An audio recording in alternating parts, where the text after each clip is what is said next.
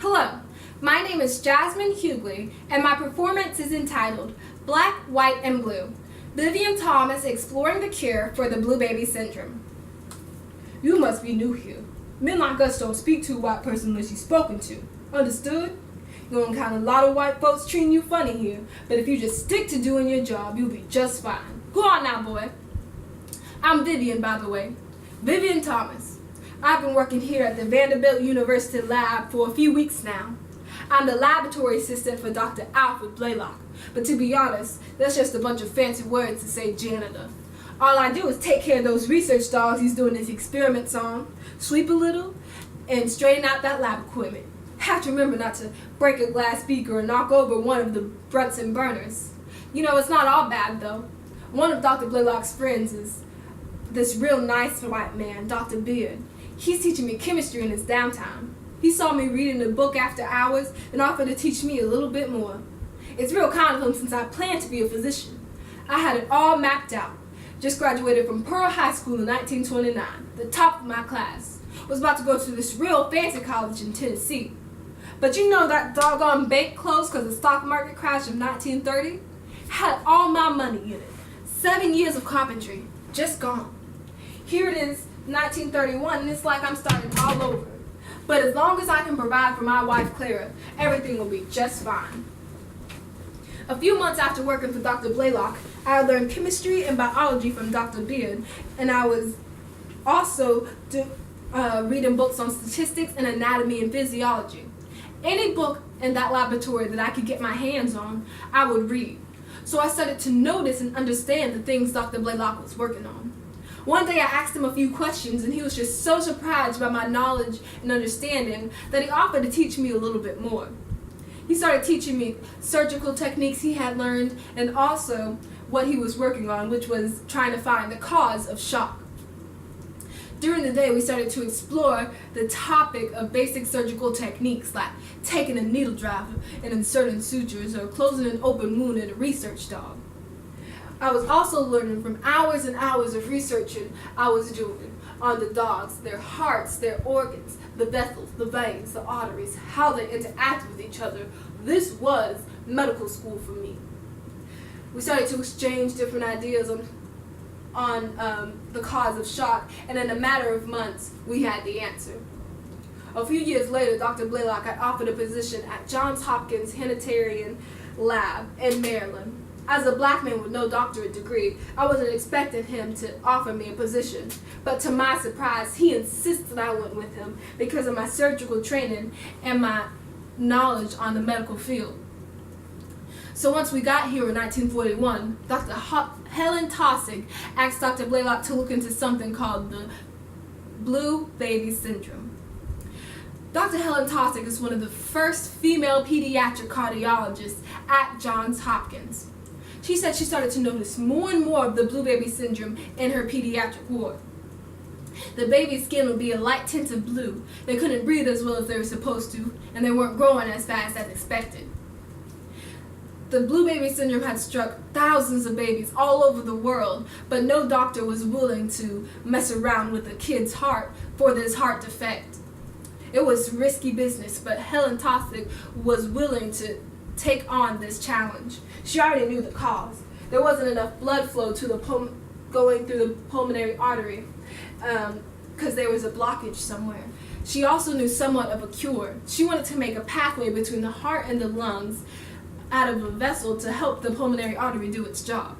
She just needed Dr. Blaylock, and of course that meant me too, to help figure out the surgical details of this difficult procedure. Hello there. I'm Dr. Alfred Blaylock, the chief of surgery here at Johns Hopkins Sanitarian Lab. Finding the cure for the blue baby syndrome was not an easy task. First, we had to replicate the syndrome into one of our blue baby's research dogs. Of course, I was busy with my chief of surgery duties, so my assistant Vivien Thomas took on most of the work with the dogs. He must have done the surgery 50 times over, but we still weren't getting anywhere. One day I came into the lab and I asked Vivien to put a shunt on the pulmonary artery instead of a clamp because the clamp was just not blocking the pulmonary artery's flow of oxygenated blood. The next day, he used the shunt, and of course my idea worked. The shunt had successfully blocked the pulmonary artery's blood flow, and the dog showed symptoms of the blue baby syndrome. Its gums and tongue turned blue, indicating it had contracted the syndrome, so we were one step closer to finding the cure. The next step was, of course, to find the actual cure. We had to find a vessel that could bring blood into the body and be attached to the superior bronchial artery. This was more difficult than it seemed, and Vivien took on the job. He started making his own tools. He designed them and made them by hand. I had them manufactured, which was a difficult job considering most scrap metal was going towards the World War II efforts. But we got it done, and in a matter of months, we had the blue baby syndrome cure figured out. Now I am responsible for performing this procedure on baby Eileen Saxon, one of our blue babies in most urgent need of this procedure. I'll be honest with you, I haven't performed this procedure all the way through but once, but with my surgical abilities, I'm pretty sure that I can complete this procedure without a hitch. You know, I shouldn't be saying these things as a woman, but have you seen this Time magazine? There's a whole article about the Blaylock-Taussig operation, but my husband Vivien has been working with Dr. Blaylock and Dr. Taussig for years now, trying to find this blue baby syndrome cure. But his name is not once mentioned in this article.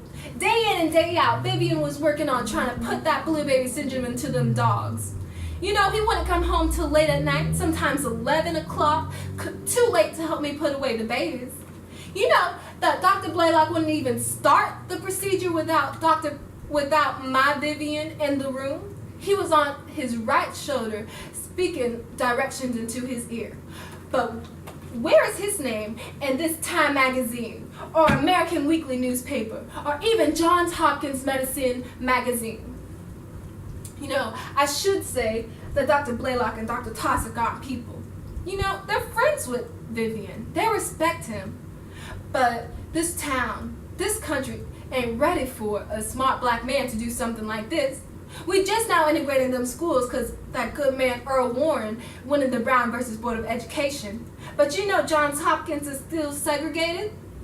They work on the same dogs, but Dr. Blaylock and Vivien have to go to separate bathrooms. It just ain't fair. You know Dr. Blaylock and Dr. Taussig have these fancy dinner parties with all their high and mighty friends, while my Vivien serves as a busboy. Yes, he does. He has to pick up odd jobs just to pay the bills, just to keep these lights on. You know, let me tell you about the most recent party they had. It was a gala celebrating Dr. Alfred Blaylock's many achievements. 500 people on the guest list, but my Vivien wasn't, because this prestigious hall wouldn't allow black people through the front doors. So, the people at Johns Hopkins set it up so that he could watch from the back. You see, the doctors at Johns Hopkins, they respect him. He is a teacher and a mentor, but as soon as he walks out of those Johns Hopkins doors, he's just another black man who can't enter through the front doors of a prestigious hall. There's just no escaping the racism of this country. I always tell my children, if they do the right thing in life, to not expect a reward, because you're supposed to do the right thing. So when I helped figure out the cure for the blue baby syndrome, it was reward enough after I saw these sick, fragile blue babies be carried in the front doors of Johns Hopkins, get cured, and finally be able to live their life as a kid, be happy and joyful. That was reward enough for me. So I can't help but thank Johns Hopkins for giving me this honorary doctorate and having my own portrait be hung in the halls of Johns Hopkins Hospital. 24 years ago when I started working here, never would have thought that this would be hung in the prestigious hall of Johns Hopkins with all these great, remarkable doctors, next to my good friend, Alfred Blaylock. And though he couldn't be here because he passed a few months back, I know he would have been just as happy as I am in this moment because of this accomplishment. So I want to thank my two beautiful children, my gorgeous wife Clara, my good friend Helen Taussig, and of course all of you at Johns Hopkins.